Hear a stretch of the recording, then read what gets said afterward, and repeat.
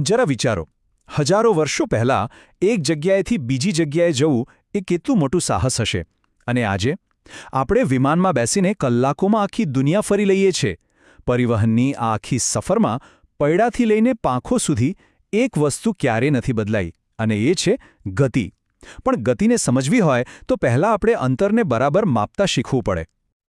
તો ચાલો આ વિષયમાં જરા ઊંડા ઉતરીએ. આજના આ વિશ્લેષણમાં આપણે ગતિ અને અંતરના માપનની દુનિયાને નજીકથી સમજીશું. આપણે એ પણ જાણીશું કે મુસાફરીનો જેમ જેમ વિકાસ થયો એમ દરેક વસ્તુને ચોકસાઈથી માપવાની જરૂર કેમ વધી ગઈ. આપણે શરૂઆત કરીશું પરિવહનના ઇતિહાસથી. પછી માપન સાથે જોડાયેલી જૂની સમસ્યાઓ પર એક નજર નાખીશું અને જોઈશું કે એનો ઉકેલ કેવી રીતે આવ્યો. અને અંતે આપણે સમજીશું કે ગતિ ખરેખર શું છે અને તેના અલગ અલગ પ્રકાર કયા કયા છે. ચાલો થોડા સમય માટે ભૂતકાળમાં જઈએ. એવી દુનિયાની કલ્પના કરો જ્યાં કોઈ કાર, ટ્રેન કે વિમાન નથી. તો પછી લોકો કેવી રીતે મુસાફરી કરતા હશે અને એમને કેવી કેવી મુશ્કેલીઓનો સામનો કરવો પડતો હશે? આ ટાઈમલાઈન પરિવહનની આખી વાર્તા કહી દે છે. શરૂઆત થઈ પગપાળા ચાલવાથી. પછી હોડીઓ અને પૈડાવાળા ગાડું આવ્યા. 19મી સદીમાં સ્ટીમ એન્જિને તો ક્રાંતિ કરી દીધી અને 20મી સદીમાં કાર અને વિમાનોએ દુનિયાને ખરેખર નાની બનાવી દીધી. અને આજે તો આપણે અવકાશમાં મુસાફરીના સપના જોઈ રહ્યા છીએ. આ આખી પ્રગતિ એક વાત સ્પષ્ટ કરે છે. જેમ જેમ આપણી મુસાફરી લાંબી થતી ગઈ તેમ તેમ અંતરને ચોકસાઈથી માપવું વધુને વધુ જરૂરી બનતું ગયું. પરિવહનના આ શાનદાર ઇતિહાસે એક બહુ મૂળભૂત સવાલ ઊભો કર્યો. જો બધાએ એક જગ્યાએથી બીજી જગ્યાએ જવું હોય તો લંબાઈના માપ પર સહેમત કેવી રીતે થવું?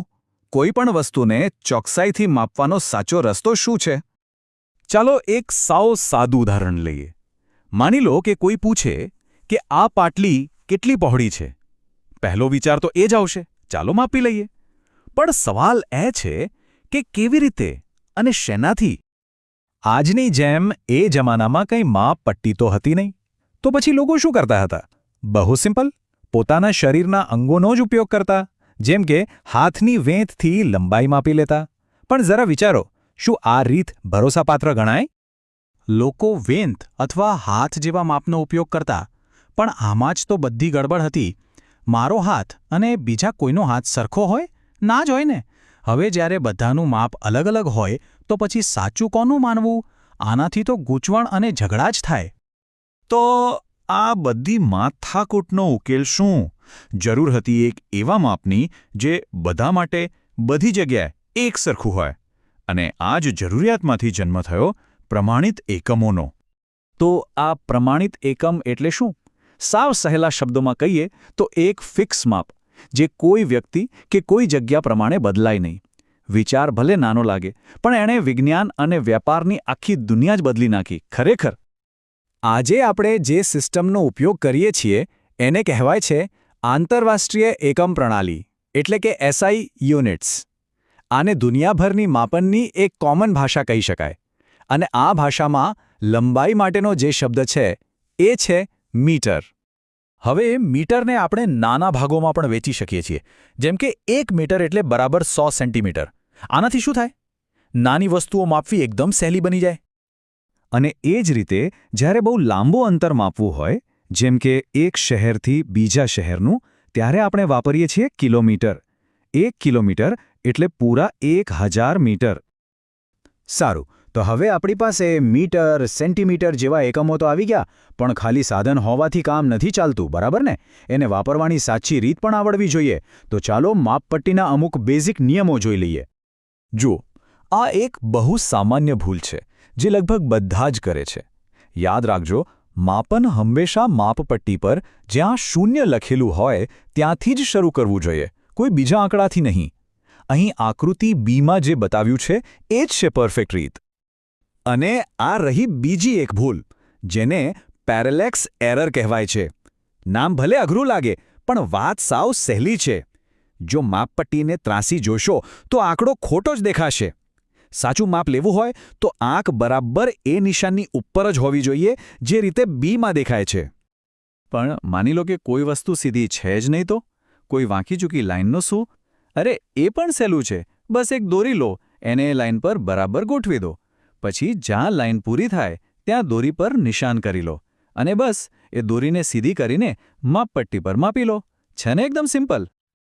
ઓકે, તો અત્યાર સુધી આપણે સ્થિર વસ્તુઓનું અંતર માપવાની વાત કરી. પણ આપણી આસપાસની દુનિયા ક્યાં સ્થિર છે?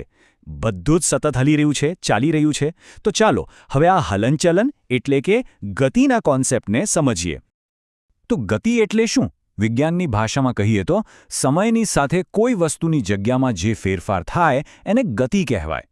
બસ આટલું જ. જો કોઈ વસ્તુ એક જગ્યાએથી બીજી જગ્યાએ ગઈ મતલબ કે એક ગતિમાં છે. પણ શું બધી ગતિ એક જેવી જ હોય છે? ના, બિલકુલ નહીં. વસ્તુઓ કઈ રીતે ફરે છે એના આધારે ગતિના અલગ અલગ પ્રકારો હોય છે. ચાલો એમાંથી અમુક મુખ્ય પ્રકારોને જોઈએ. સૌથી પહેલી છે સુરેખ ગતિ. નામ પરથી જ ખબર પડી જાય. જ્યારે કોઈ પણ વસ્તુ એક સીધી લીટીમાં આગળ વધે એને સુરેખ ગતિ કહેવાય. જેમ કે પરેડમાં ચાલતા સૈનિકો. બીજી છે વર્તુળાકાર ગતિ.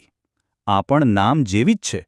જ્યારે કોઈ વસ્તુ ગોળ ગોળ ફરે, જેમ કે પંખાના પાંખિયા, એમાં એ વસ્તુ એક કેન્દ્રથી હંમેશા સરખા અંતરે જ રહે છે.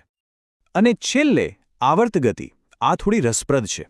આ એવી ગતિ છે જે એક ચોક્કસ સમય પછી પોતાની જાતને રિપીટ કરે છે, વારંવાર. જેમ કે હિંચકા પર ઝૂલતું કોઈ બાળક કે પછી જૂની ઘડિયાળનો લોલક. તો ચાલો આજના આ વિશ્લેષણને એક મજેદાર સવાલ સાથે પૂરો કરીએ. જરા વિચારો, જ્યારે સાયકલ સીધા રોડ પર ચાલે છે ત્યારે એનું પૈડું ગોળ ગોળ ફરે છે. તો આમાં કયા બે પ્રકારની ગતિ એકસાથે જોવા મળે છે? આના પર વિચાર કરજો. આજે જે કંઈ પણ શીખ્યા એ બધું આ એક જ ઉદાહરણમાં સમાઈ જશે.